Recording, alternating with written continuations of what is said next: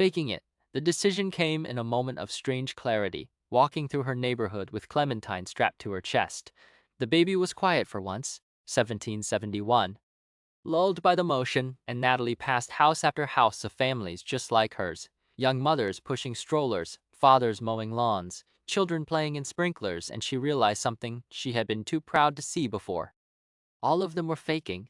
All of them were performing. The mothers who smiled at her in the grocery store, the fathers who waved from their driveways, the children who played so sweetly in their fenced yards. Every single one of them was acting out a script they had not written, pretending to feel things they did not feel, hoping that if they performed well enough, the performance would become the reality. Natalie stopped walking. She looked down at Clementine, at the black eyes and the furious, crumpled face, and she made a decision that felt, in its way, like a prayer. "I'm going to pretend to like you," she said aloud. "I'm going to fake the emotions until I genuinely feel them. I'm going to be the best mother anyone has ever seen, and eventually it will be true." Clementine stared up at her. The malevolence was still there, or maybe it had never been there, or maybe it was just a trick of the light. That was the day Natalie began building the performance that would become her brand. And the farm, when it came, was only the set. The children, when they multiplied, were only the cast. And Caleb, sweet, soft, useless Caleb, was the co-star who didn't know he was in a show. She demanded he get a job. She had realized during those long postpartum walks that Caleb had gotten into Harvard on his name alone, that his intellect was a carefully maintained illusion, that she had mistaken generational wealth for personal competence. When he proposed teaching kindergarten, she had to sit down. Then she had to stand up again, because sitting down suggested defeat, and she was not defeated. She called her mother. Then she called his mother. She told both of them the same thing. Caleb needed a job, a real job, and he needed it now. His mother, Amelia, heard her out in silence. Then she said, "He'll talk to him." The confrontation must have been brutal, because when Caleb came home that evening, his face was a mask of quiet fury. "You went behind my back," he said. "Yes, my mother called me. She said I'm a disappointment. I didn't tell her to say that. You didn't have to." He looked at her for a long moment, and Natalie saw something shift behind his eyes. The softness was still there, but underneath it, something harder was forming. A resentment, a recognition. "I didn't know you were unhappy," he said. "I'm not unhappy," Natalie lied. "I just need you to have a job."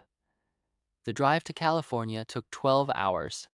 They were moving to the Mills estate, a temporary arrangement while the farm renovation was underway. Caleb drove in silence the entire way, his hands at 10 and 2, his eyes fixed on the road. He did not speak, he did not turn on the radio, he did not look at her. And Natalie, sitting in the passenger seat with Clementine asleep in the back, understood that she had won the battle and lost something she could not name. The soft boy she had married was hardening into a man who knew his wife was capable of betrayal. The cage was being fitted for its door. Bread and bandages. In Yesteryear, the mornings begin the same way, cold, dark, the children rising before dawn to stoke the fire and feed the animals. Natalie's ankle heals slowly, the skin knitting with a puckered scar that pulls when she walks.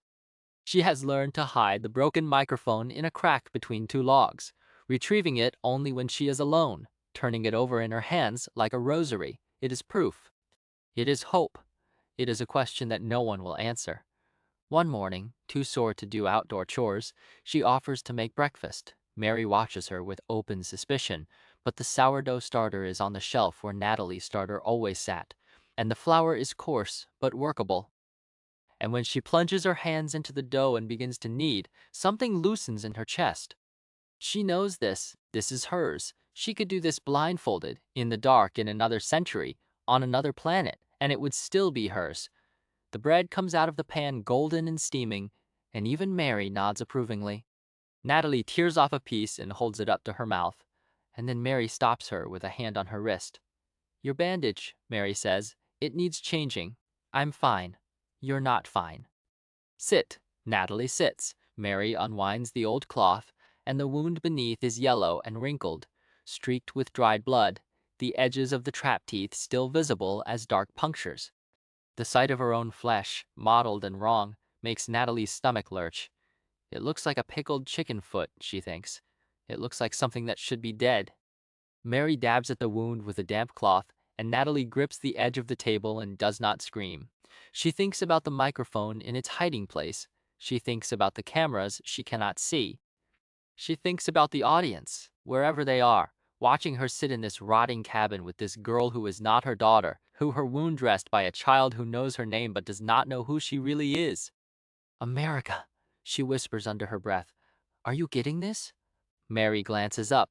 What? Nothing. Mary finishes the bandage and ties it tight. You should rest. I've been resting. I've been resting for weeks. Then you should work. Mary's voice is flat, but there is something else underneath. An invitation, a test. If you're well enough to bake, you're well enough to pull your weight. Natalie looks at her, really looks at her, for the first time since she woke up in this nightmare. Mary's face is older than it should be. Her hands are calloused in patterns that match Natalie's own. She moves through this world with a competence that cannot be taught, only inherited, and Natalie understands with a sudden gut-punch clarity that whoever this girl is, wherever she came from, she belongs here in a way Natalie never will. "Okay," Natalie says. "It'll work. Let The Mills Estate and the Wager. The Mills Estate was a museum disguised as a home. Marble floors, silent corridors, servants who moved through hidden passageways so that the family would never have to see them. Natalie walked through it on her first day, Clementine on her hip, and felt the walls closing in. This was what wealth looked like when it had had generations to calcify. Not luxury, but absence. The absence of warmth. The absence of noise. The absence of anything that might be mistaken for ordinary life. Amelia met them at the door. She took Clementine without being asked, cooing over the baby's cheeks, and led them into a living room that could have seated 40. Doug appeared moments later, a handshake and a practiced smile, and then he was gone, off to a phone call or a meeting, or whatever it was that men like Doug Mills did with their time. Caleb reverted instantly to adolescence. He asked for milk, he slouched in a chair, he avoided his father's eyes. Natalie watched her husband shrink, and she felt a contempt so pure it was almost religious. This was the boy she had married. This was the family she had joined. The cage she had chosen.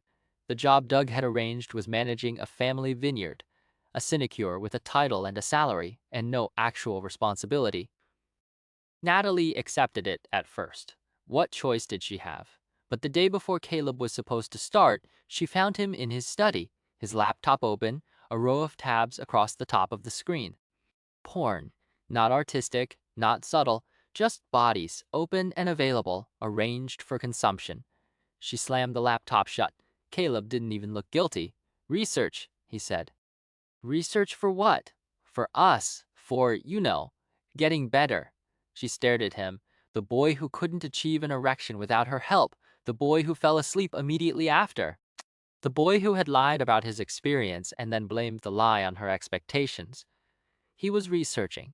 She felt something crack, and then she felt it seal over, and the seal was harder than the surface had been before. That evening, Doug and Amelia sat her down in the study. Not Caleb, just her. The intervention was polite, well-rehearsed, the kind of conversation generations of Millses had probably had with disappointing in-laws. And Wed hoped you could make him grow up, Doug said. That was the idea. That was why we agreed to the farm. The farm was your idea, Natalie said. The money was your offer. And it still stands, Amelia said, her voice soft and distant. But Caleb needs a job, and the vineyard needs a manager. It's a good fit. No, the word surprised everyone, including Natalie. She had not planned to refuse, but the word was out now, hanging in the walnut-paneled air, and she could not take it back. She did not want to take it back. Caleb is my husband, she said. I'll handle him. Doug laughed, not unkindly, but with the confidence of a man who had never been wrong. You've been handling him for 2 years. Consonist. How's that going? Let me try something else. What? She didn't have an answer, but she had something better. Conviction. Give me 1 year. 1 year to turn him into a man. If I fail, well, take the vineyard job. If I succeed, we go to the farm and you fund it. No questions asked. Doug leaned back in his chair. The room was silent except for the ticking of a clock that was probably worth more than Natalie's entire childhood home. Then he smiled. A bet, he said. I like bets. That night, Natalie knelt beside her bed and prayed. Not the hollow prayers she had been reciting since she was a girl, the memorized words and the automatic gestures. A real prayer, a desperate one.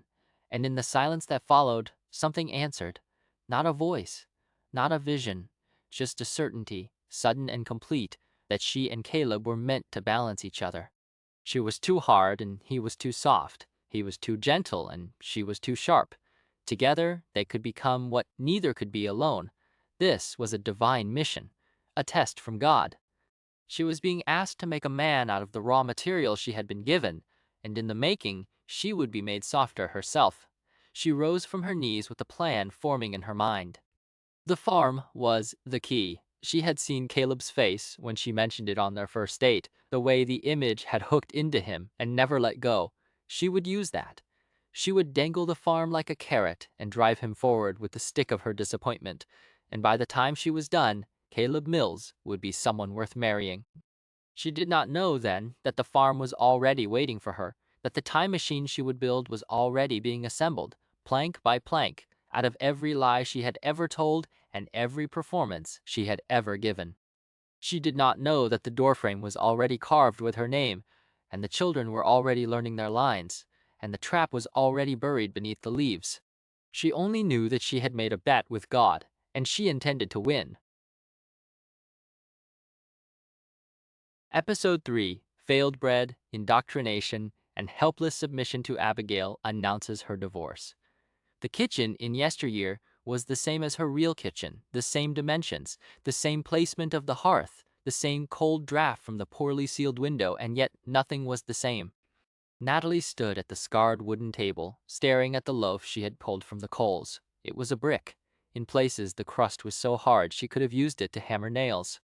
In others it was mealy and collapsed, a grainy sludge that smelled faintly of yeast and failure. Mary stood across from her, arms crossed, her face already hardening into that expression of weary authority that Natalie had come to loathe. "Make another," Mary said. "I can't." Natalie's voice was hoarse. She had been up since before dawn, her ankle aching, the torn muscles still not healed from the trap. She had followed the same recipe she had used 1,000 times, but something in the flour or the starter or the very air of this place had defeated her. Something is wrong. Something is terribly wrong. It's just bread. It's not just bread. The words tore out of her before she could stop them. How many times do I have to explain this to you? I know how to bake. I have never made a loaf like this. The yeast is wrong. The water is wrong. This whole place is wrong. Mary's eyes narrowed. Go to your room until you can control your temper. I am not a child. Then stop acting like one. Mary's voice was flat. Get out. Natalie slammed her hands on the table. The loaf shuddered. Leave me alone, you stupid little girl. Mary's face went white, then red. She screamed, Get out of this house. The words were so loud that Noah, who had been sitting by the fire mending a harness, flinched and dropped his work. Natalie grabbed her walking stick and limped toward the door. She did not look back. She did not trust herself not to say something that could not be unsaid. The air outside was sharp and cold, the sky a low gray smear. Her breath plumed, her ankle throbbed with every step. She hated them. She hated this place. She hated the girl who was not her daughter, and the husband who was not her husband, and the children who looked at her with eyes that should have known her and didn't. Noah followed her out. He was the second oldest boy, 9 or 10, quiet and watchful. He fell into step beside her without being asked, and Natalie realized she had not been outside the immediate yard since the trap incident. The hill beyond the barn, the line of dark trees, she had not crossed it. She had not tried. Where are you going? Noah asked. For a walk. He glanced back at the house. Papa says you shouldn't go far. I'm not going far. They walked in silence up the slope. The ranch spread below them. The barn, the chicken coop, the cow pasture, the twisted apple orchard. It was the same view she had seen from her real bedroom window, the same contours of the land, but everything was rawer, dirtier, less forgiving. No electric lights, no paved road, no hummingbird feeder. The only sounds were the wind and the distant lowing of the cow. At the top of the hill, Natalie stopped. Beyond this point, the land dipped into a dense wood, a line of firs and bare birches that marched toward mountains she had never seen up close. There was a path, faint, disappearing into shadow. What's out there? She asked. Noah hesitated. The far woods. Have you ever been? He shook his head. Only Abel. He gets to go when he turns 13. Papa says when a boy becomes a man, he has to go into the far woods. Natalie felt a chill that had nothing to do with the wind, a rite of passage, a secret. She remembered the carved names on the doorframe, MAEVE 1852 1854, NOH 1853, ABEL 1854. Children who had died. Were these children replacements? Reenactors? She did not want to know.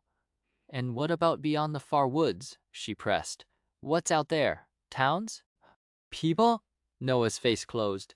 He recited, as if from memory, There's evil out there. Who told you that? Papa. And you believe him? He looked at her with an expression that was at once simple and utterly certain. Yes, why? Because there's evil everywhere. You have to stay inside the fence. You have to stay where it's safe. Natalie turned and started walking down the path toward the trees. She didn't know why. Maybe to prove something to herself. Maybe because she could not bear to be trapped inside another boundary. Her ankle protested, but she gritted her teeth and kept moving. Mama, stop! Noah's voice had risen. You can't go down there. I can do what I want. No, you can't, Papa said. I don't care what Papa said. She had taken maybe 10 more steps when she heard the crunch of Noah's boots behind her, then the sound of running away. She turned and saw him sprinting back toward the barn, his small figure kicking up dust. He did not look back. Minutes later, old Caleb emerged from the barn. Even from this distance, she could see the set of his shoulders, the deliberate weight of his stride. He did not run. He did not need to. He knew, as she knew, that she could not outrun him. The walking stick was a joke. The ankle was a joke. Everything she had ever thought about her own strength was a joke. He stopped a few yards from her. His face was hard, unreadable. Where do you think you're going? Nowhere. The word came out small.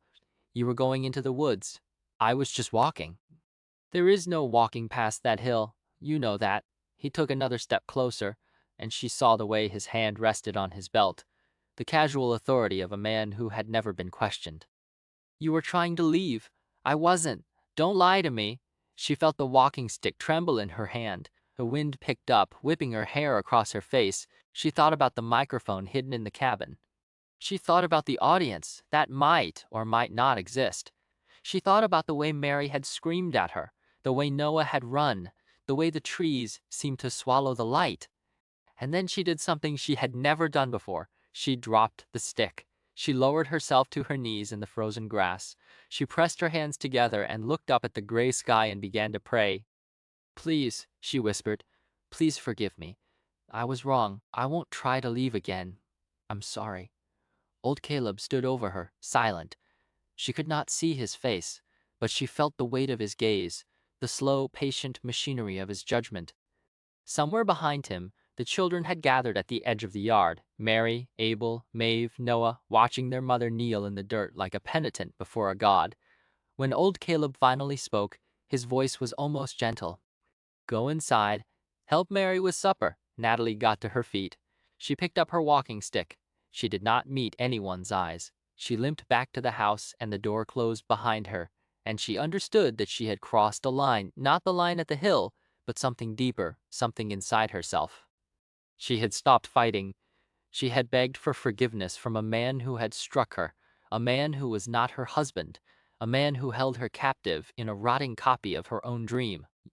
She had surrendered, and the worst part, the part that would gnaw at her in the long dark of the night, was that surrendering had felt like relief. Mother's little helper, the memory that came to her as she sat on her straw mattress that night, was not of escape or triumph. It was of another kitchen, another husband, another performance that had once felt like freedom. Dawn, always dawn. Natalie woke to the snuffling whimper of baby Clementine, the rhythmic creak of the crib in the corner, the weight of a body that had not yet learned to belong to her.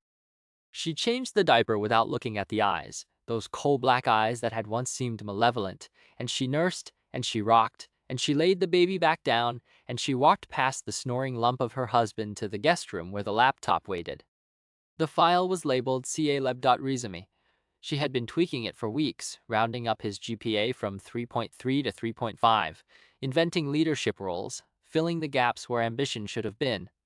She submitted 5 applications that morning, aiming for jobs that were respectable but undemanding: a managerial something, a coordinator something, anything that would give him a title and a salary and keep him out of the house. When she came downstairs, a cappuccino was waiting on the counter, courtesy of the unseen housekeeper. She drank it in 3 scalding gulps, the milk burning her tongue, and then Clementine began to wail again, and she climbed the stairs, and the cycle repeated: diaper, breast, rock, pray, despair, until the sun was fully up, and the house was humming with the quiet, expensive silence of the Mills estate. That was when she found the pill, a single white tablet on the bathroom sink, placed precisely in the center of a folded note. The handwriting was Amelia's, delicate and slanted. Take some time for yourself today. You deserve it. Natalie held the pill between her thumb and forefinger. She had never taken medication beyond aspirin. She had been raised to trust prayer over prescriptions, faith over pharmaceuticals. But she had also been raised to believe that other women's lives were as effortless as they appeared, and she was learning, day by day, how thoroughly that was a lie. She called her mother. Not for advice; she already knew what her mother would say, but for the comfort of hearing a familiar voice in this mausoleum of marble and silence. There's nothing wrong with needing help, her mother said, after Natalie described the pill, the note, the exhaustion. But you have to be careful. People are always watching. You're a Mills now. You're representing the family. Natalie closed her eyes. Who's watching, Mom? No one cares what I do. Everyone cares. Assume you're being judged at every moment. That's the only way to stay safe. The advice was so perfectly her mother, so perfectly paranoid, and yet so perfectly accurate that Natalie almost laughed. She imagined a panel of women Olympic judges with clipboards and stern expressions scoring her motherhood, her housekeeping, her prayer posture. She flushed the pill down the toilet. She did not know why. Maybe because taking it would have felt like admitting that Amelia's life, which looked so serene from the outside, was as hollow as her own. That night, the admission came anyway. Amelia appeared in the doorway of the nursery, swaying slightly, her hair uncharacteristically loose. She had been drinking. Natalie could smell it, sweet and medicinal, like the cough syrup her mother used to hide in the pantry. Help, Amelia whispered. The word was so small, so defeated, that Natalie barely recognized it. Amelia took a step forward, stumbled, and fell into Natalie's arms, her face pressed into Natalie's neck, her body trembling. Help me. I can't do it anymore. I can't. Natalie held her mother-in-law and said nothing. What was there to say? The performance was the same for all of them. The smiling, the pretending, the endless grinding work of making a life look like a blessing when it felt like a sentence. Amelia had cracked, Natalie had not. Not yet. But she saw in that moment that the cracks were there, waiting, and that the only thing separating her from the woman sobbing into her shoulder was the sheer force of will she had been cultivating since she was 17 years old. The towel rope and the bread. In yesteryear, there was no Amelia, no pill, no cappuccino waiting on the counter. There was only the cold and the work and the children who were not her children, and the girl who was not her daughter, who had tied her ankles together with 3 ragged towels. Mary had decided the best way to punish insubordination was to transform Natalie into a piece of furniture. The towels, 3 of them, torn and knotted into an infinity loop, cinched around her ankles just above the bandage. Each step required a lurch, a pivot, a balancing act that made her walking stick nearly useless. She shuffled from the table to the fire, from the fire to the crock, from the crock to the potato basket, while Mary stood at the counter and stacked unnecessary tasks like a cruel game. Bring me the sharper knife, now the salt. Take this bowl to the porch. Sweep the crumbs from the floor. All of them. Natalie's ankle screamed. The bandage rubbed against the towel, and she felt moisture, blood, or serum. She didn't want to know. She kept her mouth shut. She had already screamed once today. She would not give Mary the satisfaction again. But when Mary asked her to carry a full crock of water from the far end of the kitchen, a task that would require her to shuffle the entire length of the room with a heavy, sloshing pot, Natalie stopped. No, Mary turned. Excuse me? You heard me. I'm not your servant. I'm not your prisoner. I'm not supposed to be here. The words hung in the air. Mary's face flickered something softer, then harder. Papa said you are to stay until you learn your place. My place is not here. This is not my kitchen. These are not my children. You are not my family. The last sentence landed like a slap. Mary's hands stilled on the butter churn. For a long moment, she said nothing. Then she turned, cut a slice of fresh-baked bread, the bread she had made herself, the bread Natalie's failure had provoked, and smeared it with pale yellow butter. She held it out. Eat, Mary said. Her voice was quiet, almost gentle. You're hungry. Natalie looked at the bread, the butter glistening in the firelight, and she thought about the poisoned syrup, the sleeping draught, the way Mary's kindness always came wrapped in thorns. She took the bread anyway. She bit into it. It was warm and rich and perfect, and she hated how good it tasted, how desperately she needed it, how her body betrayed her pride with every swallow. Mary watched her eat, and for the first time since the argument, her expression was not judgment, but something like pity. Or maybe it was understanding. Maybe Natalie thought Mary knew exactly what it felt like to be trapped in a role she had not chosen, serving a man who had never asked what she wanted. Finish that, Mary said, and then help me with the butter. Natalie did not answer. She ate the bread standing on her bound ankles in the kitchen that was not hers, and she felt the cold, familiar weight of a performance settling over her shoulders like a yoke. How a farm was bought. That kind of surrender was not new to Natalie. Years before she ever set foot in Yesteryear, she had learned to trade pieces of herself for a dream that was never really hers. The farm had been born in a moment of panic, the day Caleb announced he wanted to become a kindergarten teacher. He burst into their bedroom one Saturday morning, still in his pajamas, his face glowing with the messianic certainty of a man who has finally found a purpose. I know what I want to do, he said. I'm going to be a kindergarten teacher. Natalie was nursing Clementine at the time, and she paused mid-latch. A kindergarten teacher. I subbed once in college. It was the best day of my life. He sat on the edge of the bed, bouncing a little. The kids loved me. I loved them.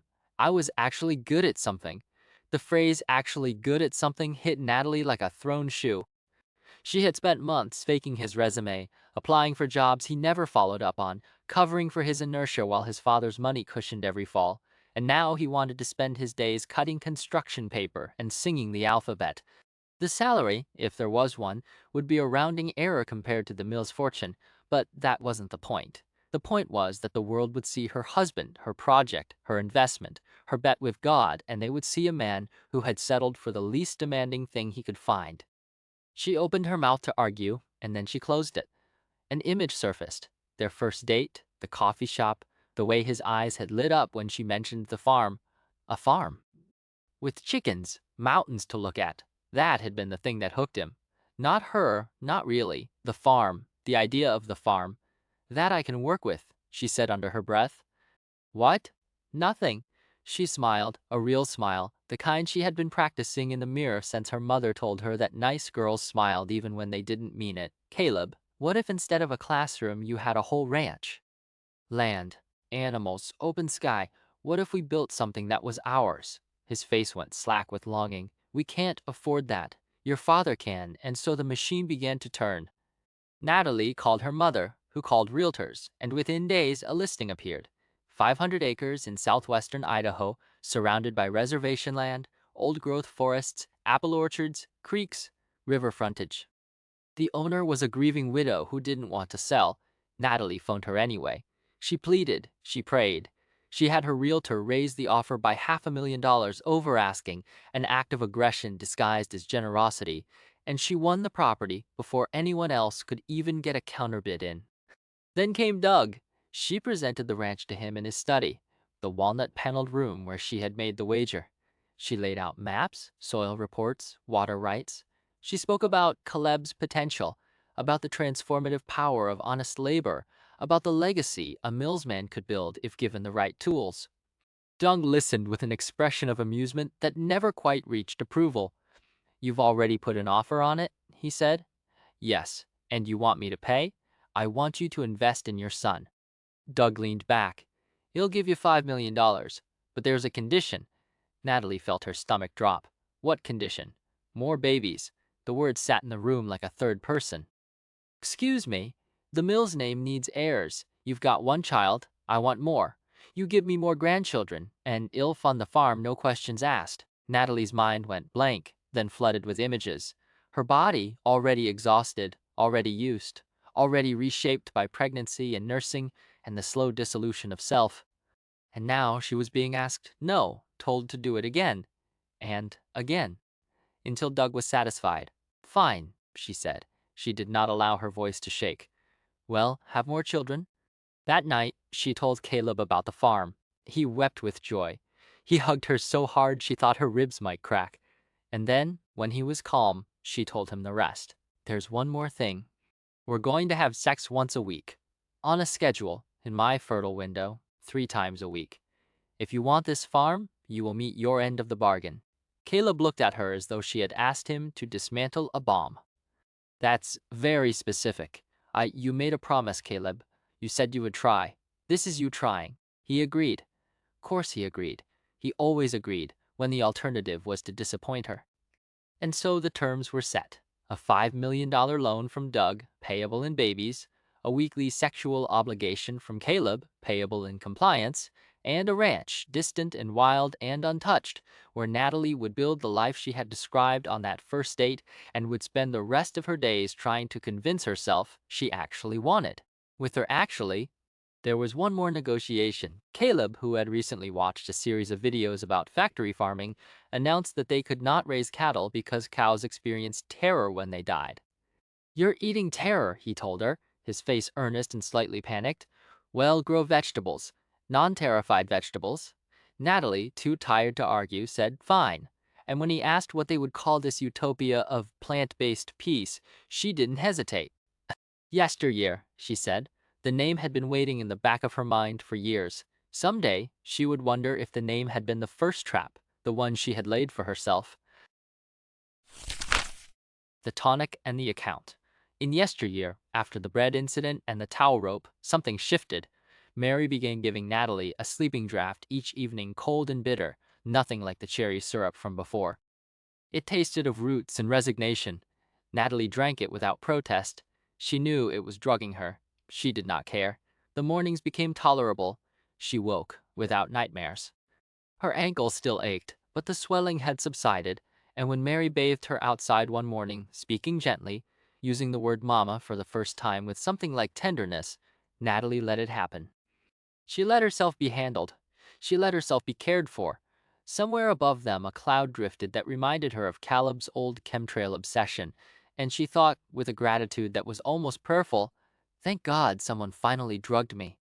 It was around this time, in her real life, that Natalie created the Yesteryear Ranch Instagram account, the day they signed the deed. She posted a picture of Clementine in a field of wildflowers, and the caption read, God bless this growing family. 4 likes, her mother, her sister, Caleb's mother, and one stranger. She closed the app and didn't open it again for 3 months. Over the first 3 years, she would post a total of 6 photographs. The account was a chore, a box to check. She had no idea that years later, that same account would consume her life, or that the manufactured image of a perfect pioneer family would become the only version of herself the world ever saw. The family did not move onto the farm immediately. A home inspection revealed black mold so extensive the contractor called it a fairy tale curse. Months stretched into another year. Caleb, who had once been too lazy to tie his own shoes, became a man obsessed. He devoured books on permaculture. He ordered seeds. He researched chicken coops and composting toilets and the precise pH of soil. The farm, still imaginary, had become his identity. He had finally found something he was good at, wanting. The price of more babies. The pressure to produce more grandchildren never let up. Natalie's body was a factory now, and the factory needed raw material. Samuel was born 11 months after Clementine. Stetson came a year after that. She tracked her ovulation with the precision of an accountant. She nursed one infant while gestating another. She smiled for the family photos and thanked the Lord for her blessings. And no one, not Caleb, not her mother, not the followers who would later hang on her every post, knew what it cost to keep the machine running. The farm, once occupied, became a ledger of failures. The chicks Caleb ordered against her advice died in the first cold snap. The cow died of mastitis. Caleb hired laborers to burn the carcass, and Natalie used the incident to justify bringing on more workers. The organic branding was a lie, sustained by pesticides she sprayed at night, barrels hidden behind the barn. The house remained half-finished, the furniture for Clementine's room still sitting in an online shopping cart. The $5 million was vanishing at a rate that made Natalie check the account balances with her eyes half closed. At a campaign party for Doug, Amelia overdosed on whatever pill she had been nursing all those years. The brothers handed Endos to the paramedics before they even reached the door. Natalie watched her mother-in-law loaded onto a stretcher, her porcelain facade shattered, and felt nothing but a cold, clinical recognition. This was what happened when the performance consumed the performer. That night, Natalie cornered Caleb in their bedroom. She was ovulating. He was tired. He said he needed sleep, that he would be more present tomorrow, that she was asking too much. She fetched a cereal bowl from the kitchen, filled it with water, and when he refused to move, she dropped it on his stomach. He gasped, water soaked through the sheets. He lay there, stunned and shivering, while she stood over him with the bowl. "You promised," she said. He got up. He went to the bathroom. 5 minutes later, he handed her the bowl, dry and empty, and walked out of the room. She thanked him. She did not apologize. In the kitchen, she pulled a saucepaster from the drawer. The next picture she posted showed her at 5 months pregnant, Clementine on her hip. God bless this growing family. The days endure. In yesteryear, time had no shape. Good days and bad days blurred into each other in a cycle that felt less like living and more like staying alive. On good days, Natalie woke resolved. She played the obedient wife. She kissed old Caleb's cheek when he came in from the fields. She braided Maves's hair and told Noah stories by the fire and helped Mary with the endless grinding work of the kitchen. She forced cheerfulness into her voice until it almost sounded real. On bad days, she lay in bed and thought about dying. She thought about the woods and the traps and the way her own son had run from her to report to a man who was not his father. She thought about the laundry, the worst of all the chores, an hours-long ordeal with lye soap that burned her fingers until they cracked and bled. She watched old Caleb and the boys roll in the mud outside and felt a hatred so pure it was almost ecstatic.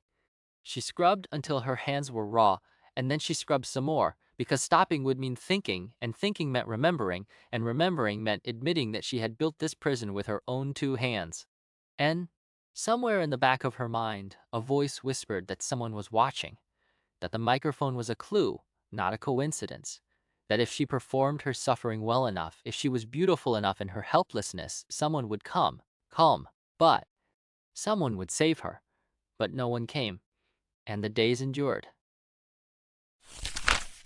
The ranch visit. The real yesteryear did receive visitors once. Natalie's mother, sensing something fraying at the edges, proposed a trip. She brought Abigail, who was pregnant for a third time and radiating a quiet contentment that Natalie could not identify. Compassion, maybe, or surrender of a kinder kind. Natalie gave them a tour of the half-finished house, the fields, the orchard. She talked about the retreat from modernity, the pure life, the way the children were flourishing under the homeschooling curriculum. She did not mention the credit card balances, the pesticides, the weekly sex that felt like a job she was failing at, or the fact that every time she looked at her son Samuel, she felt the distant, polite interest of a stranger waving at a relative from very far away. Her mother noticed. Of course she noticed, but she said nothing except, "It's a lot of work, a farm." "We manage," Natalie said that evening. After a rodeo and a strained dinner and an hour of Caleb talking about his forums, Abigail found Natalie alone on the porch. She lit a cigarette, Abigail, who had never smoked in her life, and when their mother stepped outside and saw it, her face went slack with shock. "I'm leaving, Bryce," Abigail said. The words hung in the cold air. The cigarette trembled in Abigail's fingers, and for a moment Natalie saw her sister as she really was, older than her years, hollowed out by something she had never named, carrying a child she had not wanted and a husband she could no longer bear. "I've taken out a loan," Abigail continued. "I've signed with a lawyer. I'm getting a divorce."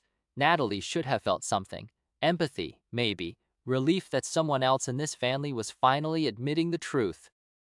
But what she felt was rage, a sudden, white-hot fury that her sister, who had always been the soft one, the kind one, the one their mother didn't have to worry about, was now demanding a freedom that Natalie had never allowed herself to imagine. "You can't," Natalie said. "What do you mean I can't? You can't afford it. You have no money of your own. You have 3 children and no career and no support system. What are you going to do? Go on welfare? Live in a shelter? You'll be worse off than you are now. At least now you have a house. At least now your children have a father." Abigail stared at her. The cigarette burned down to the filter. "I thought you, of all people, would understand." "Understand what?" "What it's like to be trapped." Natalie's mouth opened, but no words came, because she did understand more than Abigail could possibly know. She understood what it was like to wake up every morning in a life she had built with her own ambition and then discovered she could not leave. She understood the weight of a husband's body, the choreography of compliance, the 1,000 small betrayals that added up to a cage. But admitting that would have meant admitting that the cage was real and that she was inside it and that she had locked the door herself. "Am not trapped," Natalie said. "I chose this." Abigail dropped the cigarette and crushed it under her boot. "No, you didn't. You just convinced yourself you did." She walked inside. The door clicked shut. Natalie stayed on the porch, looking out at the dark fields, and she felt the cold settle into her bones. Somewhere in the distance, a coyote howled. She thought about the deed to the ranch, signed over to Caleb's name alone because his family's lawyers had insisted. She thought about the prenuptial she had signed because she was so sure she would never want out. She thought about the $5 million loan, the reproductive bargain, the way every path she had walked had led her deeper into a life she could not call her own.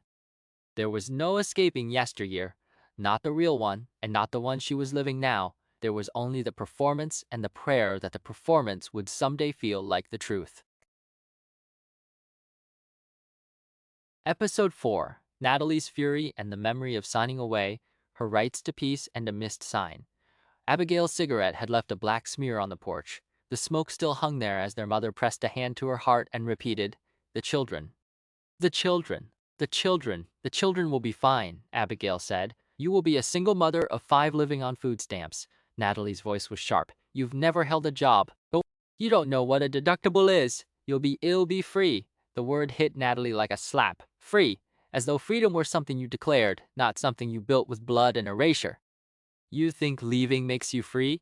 Natalie's voice rose. "You think there's a better life out there for a woman with no degree, no skills, and 5 children who'll grow up hating you for tearing their family apart?" "Natalie." Her mother cut through. Natalie stopped, chest heaving. Abigail was looking at her the way you look at an animal you'd assumed was tame. "I thought you, of all people, would understand." "Understand what?" "What it's like to be trapped." The word opened a door Natalie had kept locked. The farm, the weekly sex, the pesticide barrels, the $5 million dissolved into Idaho soil, the way she woke every morning and had to remember who she was supposed to be before she could get out of bed. She was trapped, but admitting it meant admitting she had built the trap herself. "I'm not trapped. I chose this." She turned, walked inside, and locked herself in the bathroom. In the mirror, a beautiful pregnant woman stared back, the matriarch of a 500-acre ranch, the wife of a wealthy man.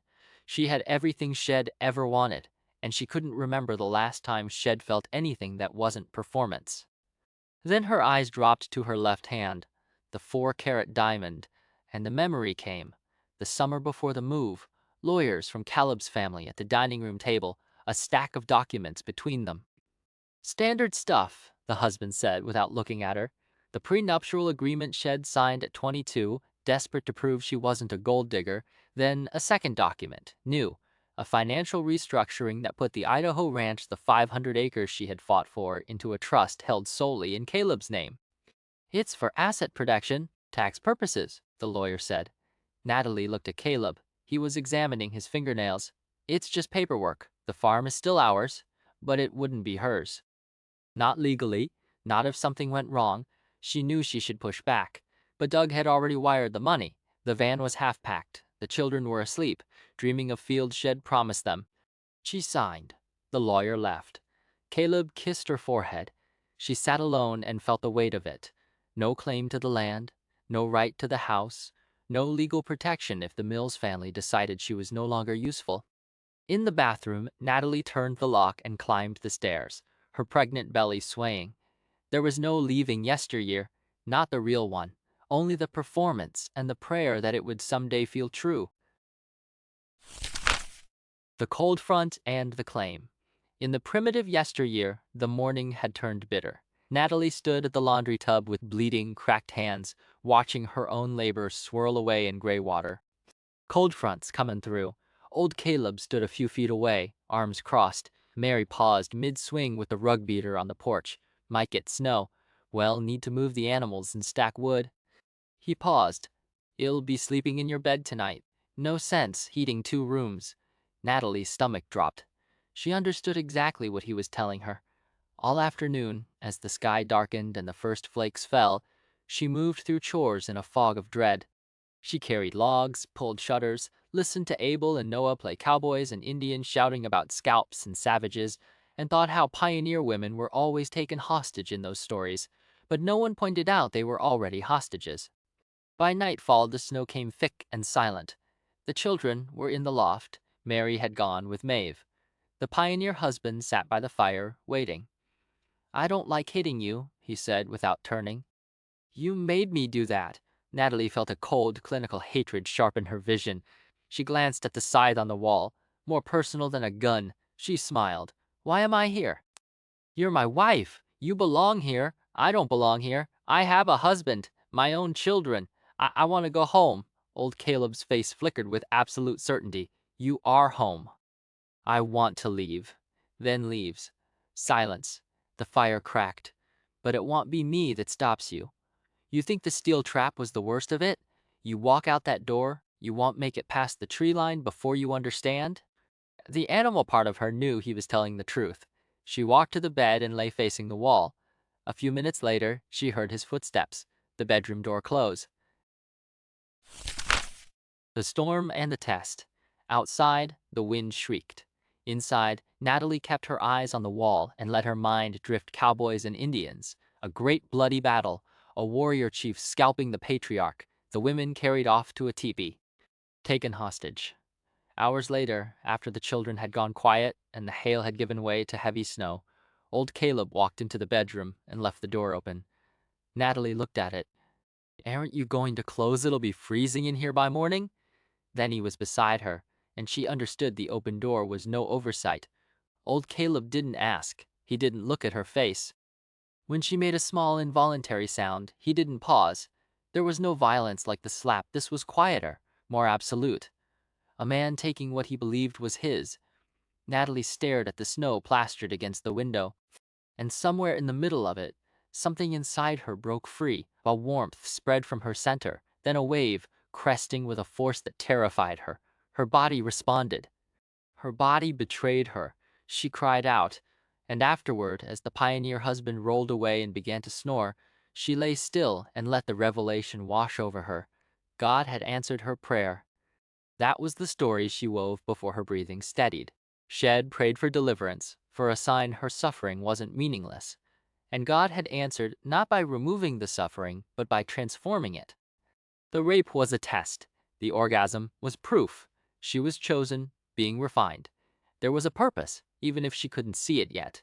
She did not let herself think of the other explanation, that her body had simply done what bodies do under enough pressure, that there was no God in this room, only a man who took what he wanted, and a woman who had learned years ago that survival meant convincing yourself you'd wanted it all along. She waited until his breathing settled. Then she slipped out of bed, crouched in the freezing corner, and with her own fingers scraped his semen out of her. She would not get pregnant. She would not bear a child in this nightmare. Give old Caleb another body to own. When she was finished, she climbed back into bed. The snow had stopped. The cabin was silent except for the crackle of the dying fire and a distant howl from the woods. She closed her eyes and thanked God for the test, and asked him never to test her again.